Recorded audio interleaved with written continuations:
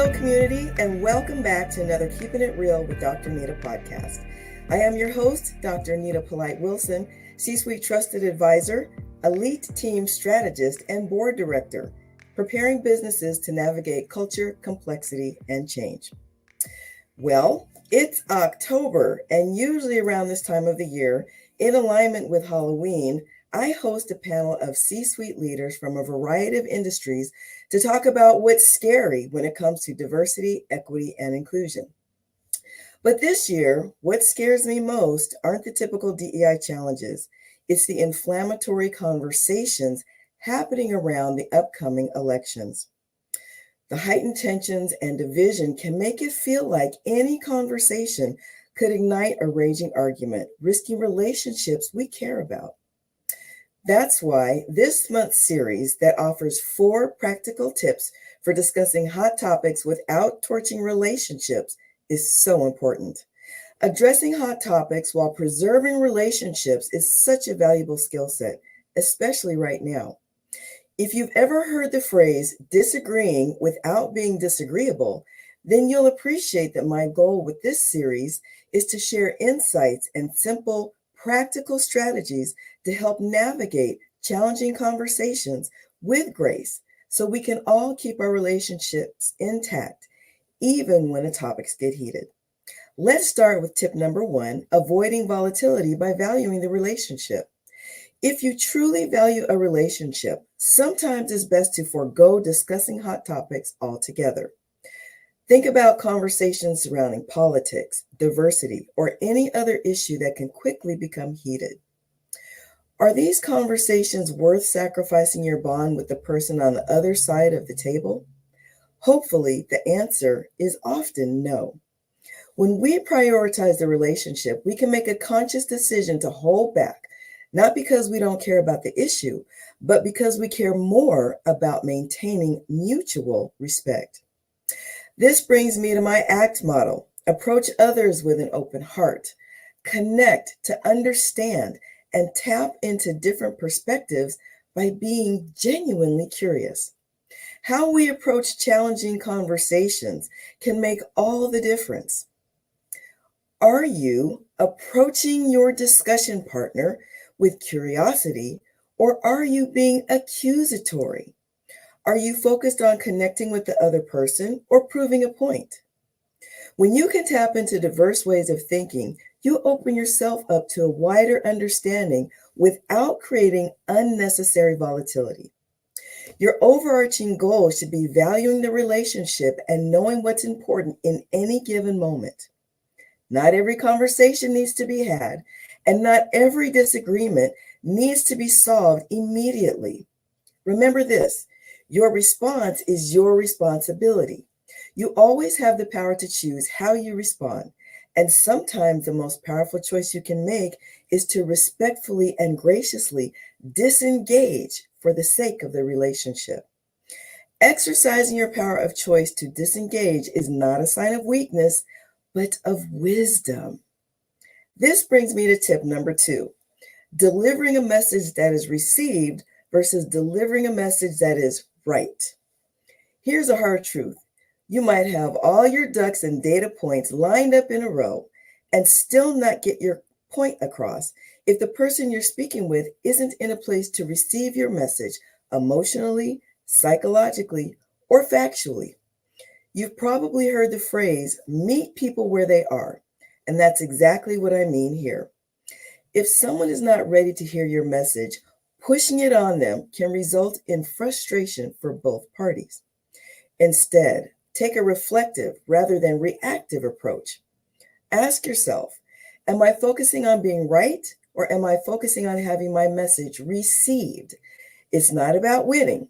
It's about mutual understanding.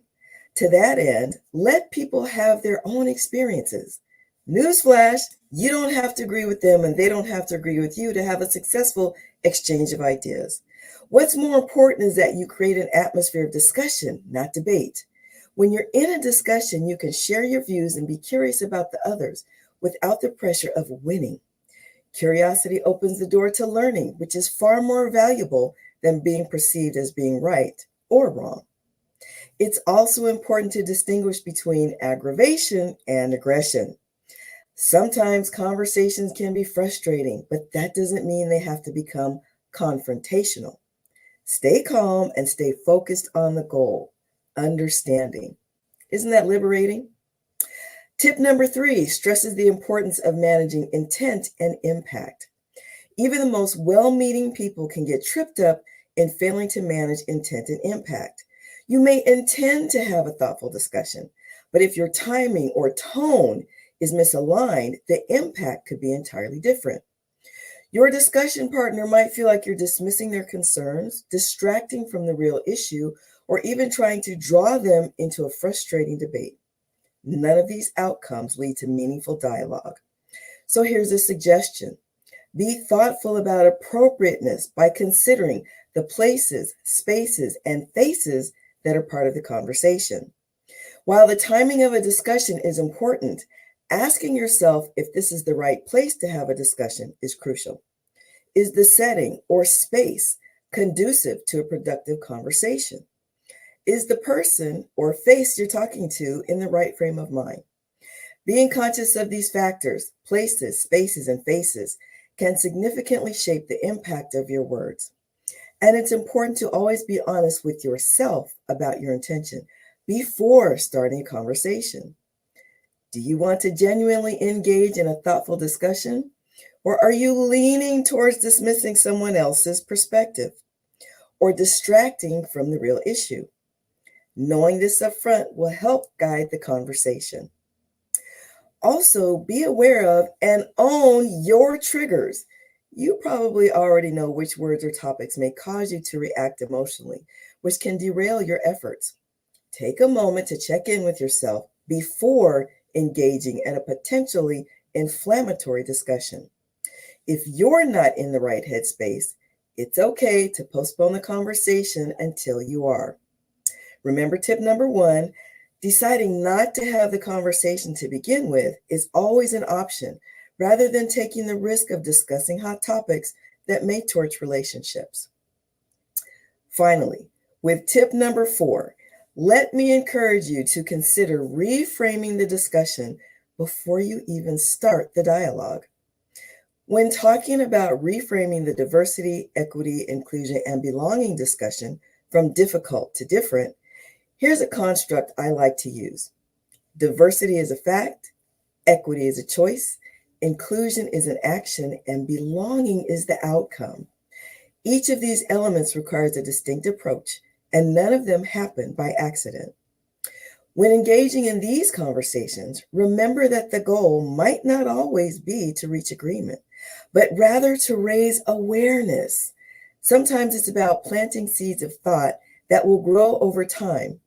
And don't forget the work you need to do to ensure you're achieving your discussion goals. Self-reflection is a strategy for navigating complex conversations. It's important to recognize that people often resist discussions about diversity, equity, and inclusion because they may feel threatened either by the discomfort of facing hard truths or by a perceived loss of power. As you navigate these conversations, remind yourself of the bigger picture. What's the goal here? Are you trying to win an argument, or are you trying to raise awareness and inspire change? Well, that was a lot, but take heart. Implementing a more proactive approach with just one of the 4 tips I've offered to discuss hot topics without torching relationships can start with a 30-day simple action plan. What will you start doing? What will you stop doing? What will you do more of, and what will you do less of? Small, consistent actions can lead to big, lasting changes. Thanks for joining me to explore 4 tips for discussing hot topics without torching relationships. As a quick review, tip number 1 suggests avoiding volatility by valuing the relationship. Tip number 2 advises delivering a message that is received versus delivering a message that you feel is right. Tip number 3 encourages managing the intent of your words with the impact your words may have on others. And tip number 4 recommends reframing the discussion before starting the dialogue. Most importantly, your 30-day action plan is doable. because you only need to try one action consistently over 30 days. Again, what will you stop or start or do more of or do less of to help you discuss hot topics without torching relationships? This month on Real Conversations from the C-Suite, I'll be joined by my dear friend and colleague, Ms. Terri Wilson, founder and CEO of Doing HR Differently. We're going to take a deep dive into each of the 4 tips I've just shared. For instance, beyond whether or not to discuss hot topics, we'll unpack the value of always being mindful that it's not just about what we say, but how we say it. And that when approaching hot topics with care, we have the power to turn potentially contentious conversations into optimistic opportunities for deeper dialogue if we stay thoughtful, stay kind, and most importantly, stay focused on valuing the relationship above all else. If this podcast was helpful to you, please share it with your network by reposting and adding your own comments. Our community is a learning community, and I value your voice. In the meantime, please stay in the flow with me by following, liking, and oversharing any podcast that helps you reframe hot topic conversations from difficult to different.